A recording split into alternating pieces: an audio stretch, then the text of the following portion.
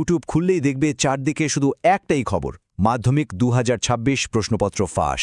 এই ভিডিওগুলো দেখে তোমাদের মনে যে একটা চিন্তা আর ভয় কাজ করে সেটা খুব স্বাভাবিক। মনে হয় সত্যিই কি প্রশ্ন ফাঁস হয়ে গেল? চলো আজ আমরা এই ব্যাপারটারই একেবারে ভেতর পর্যন্ত যাব আর দেখব এই গুজবের পেছনের আসল সত্যিটা কি। তো আজকে আমরা কি নিয়ে কথা বলবো? প্রথমে তো দেখব এই প্রশ্ন ফাঁসের ব্যাপারটা আসলে কি, তারপর এই ভুয়া ভিডিওগুলোর পর্দাফাঁস করব, এরপর জানব বোর্ডের আসল নিরাপত্তা ব্যবস্থা ঠিক কতটা কঠিন, আর এই গুজবে বিশ্বাস করলে কি বিপদ হতে পারে সেটাও বুঝব। সবশেষে আমরা সাফল্যের আসল পথটা খুঁজে বের করব। তো চলো শুরু করা যাক প্রথম টপিকটা দিয়ে।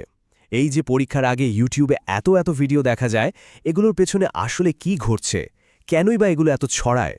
হ্যাঁ, ঠিক এই রকমই দেখতে হয় থাম্বনেলগুলো।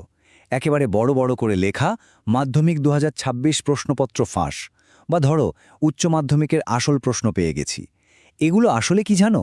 এগুলো হচ্ছে একটা ফাঁদ, ছাত্রছাত্রীদের ভয় আর টেনশনকে কাজে লাগিয়ে তাদের মনোযোগ টানার একটা সহজ উপায় মাত্র। আর এই সব দেখে শুনে মনের মধ্যে একটাই প্রশ্ন বারবার ধাক্কা দেয়, তাই না? যে সত্যি করে কি প্রশ্নটা ফাঁস হয়ে গেল? আর এই একটা চিন্তা, ব্যাস সারা বছরের সব প্রস্তুতি যেন এক মুহূর্তে নষ্ট হয়ে যাওয়ার জোগাড় হয়। আচ্ছা, এবার চলো আসল খেলাটা বুঝি। এই যে চ্যানেলগুলো, এরা ভিউ আর সাবস্ক্রাইবারের জন্য কিভাবে তোমাদের বোকা বানাচ্ছে, চলো সেটারই পর্দাফাঁস করা যাক। এদের চালাকিটা বোঝার জন্য দুটো প্রধান পদ্ধতির কথা মাথায় রাখতে হবে। এক, এরা পুরনো বছরের প্রশ্ন এডিট করে, আর দুই, বিভিন্ন টেস্ট পেপার ব্যবহার করে। চলো দুটোই এক এক করে ভেঙে দেখি। তো প্রথম কাজটা কি করে এরা? খুব সোজা। ইন্টারনেটে তো আজকাল পুরনো বছরের সব প্রশ্ন পাওয়াই যায়, তাই না? তো এরা কি করে, ধরো গত বছরের মানে 2025 সালের একটা আসল প্রশ্নপত্র ডাউনলোড করে নিল।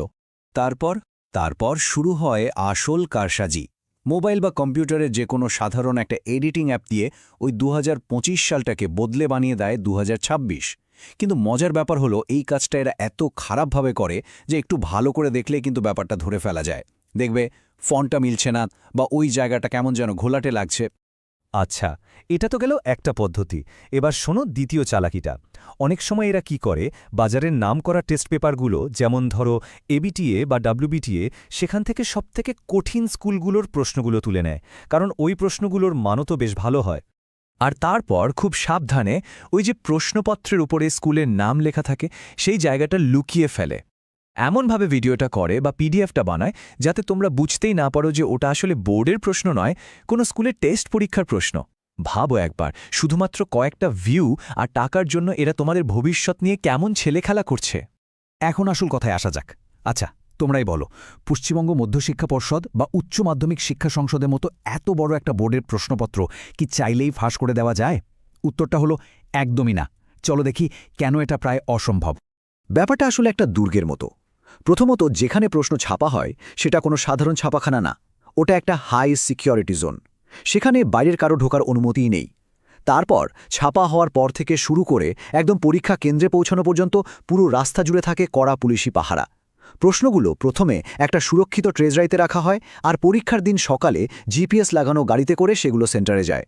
আর এখানেই শেষ নয়, এখনকার টেকনোলজি আরও অনেক এগিয়ে গেছে। প্রত্যেকটা প্রশ্নপত্রে একটা সিক্রেট কোড বা বারকোড দেওয়া থাকে। এই কোডটা এতটাই পাওয়ারফুল যে কেউ যদি কোনো প্রশ্নপত্রের ছবি তুলেও নেয়, বোর্ড কয়েক মিনিটের মধ্যে ধরে ফেলবে যে ঠিক কোন সেন্টার, কোন রুম, এমনকি কোন পরীক্ষার্থীর কাছ থেকে ওটা বাইরে গেছে। ভাবা যায়? তাহলে বোঝাই যাচ্ছে এতগুলো লেয়ারের সিকিউরিটি ভেদ করে প্রশ্ন ফাঁস করাটা প্রায় অসম্ভব। তাই ইউটিউবে যা দেখছো ওই প্রশ্ন ফাঁসের দাবিগুলো 100%, একেবারে 100%ই মিথ্যে এবং ভিত্তিহীন। তো আমরা তো বুঝলাম যে প্রশ্ন ফাঁস হয় না, কিন্তু এখন সবথেকে জরুরি যে কথাটা বলার সেটা হলো, যদি কেউ এই মিথ্যে খবরটা বিশ্বাস করে ফেলে তাহলে তার কি ভয়ানক ক্ষতি হতে পারে। এই টেবিলটা একবার দেখো। একদিকে ওই ভুয়া চ্যানেলগুলো কি পাচ্ছে, ভিউ, সাবস্ক্রাইবার, টাকা, আর অন্যদিকে তোমরা কি হারাচ্ছ? রিভিশন দেওয়ার মূল্যবান সময়, নিজের ওপর থেকে বিশ্বাস, আর সবশেষে নম্বর আর তোমাদের ভবিষ্যৎ। তাহলে আসল ক্ষতিটা কার হচ্ছে বলো তো? আর এর মানসিক চাপটা যে কি সাংঘাতিক একবার ভাবো। তুমি ওই ভুয়া প্রশ্নের ওপর ভরসা করে পরীক্ষার হলে গেলে, গিয়ে দেখলে আসল প্রশ্নের সঙ্গে তার কোনো মিলই নেই। কি হবে তখন? আত্মবিশ্বাসটা একেবারে ভেঙে চুরমার হয়ে যাবে। আতঙ্কে, টেনশনে জানা উত্তরগুলো মাথা থেকে বেরিয়ে যাবে, মাথাটা একদম ফাঁকা মনে হবে। তাহলে উপায় কি? এই সব কিছুর মধ্যে থেকে বেরিয়ে আসার রাস্তা কোনটা? চলো এবার আমরা সাফল্যের আসল পথটা নিয়ে কথা বলি, যে পথে কোনো ফাঁকি নেই। দেখো, সাফল্যের কোনো শর্টকাট হয় না। আসল ফর্মুলাটা খুব সহজ। নিজের বইগুলোকে বিশ্বাস করো, ভালো টেস্ট পেপারগুলো প্র্যাকটিস করো, তোমাদের শিক্ষকরা যা বলছেন সেই পথটা মেনে চলো, যে চ্যাপ্টারগুলো কঠিন লাগে সেগুলোতে বারবার ঝালিয়ে নাও, আর সবচেয়ে বড় কথা, নিজের সারা বছরের পরিশ্রমে বিশ্বাস রাখো। ওটাই তোমাদের আসল অস্ত্র। সব সময় মনে রাখবে, তোমাদের ভেতরের শক্তিটাই সবচেয়ে বড়। নিজের ওপর বিশ্বাসটা হারিও না। তোমরা সারা বছর খেটেছ, তোমরা পারবেই, এই বিশ্বাসটা ধরে রাখো। তাহলে শেষ কথা একটাই, এই সব বাজে গুজবে একদম কান দেবে না। নিজের পড়াশোনায় মন দাও, নিজের সেরাটা দিয়ে পরীক্ষাটা দাও, দেখবে সাফল্য আসবেই। তোমাদের সবার জন্য আমার তরফ থেকে অনেক অনেক শুভেচ্ছা রইল।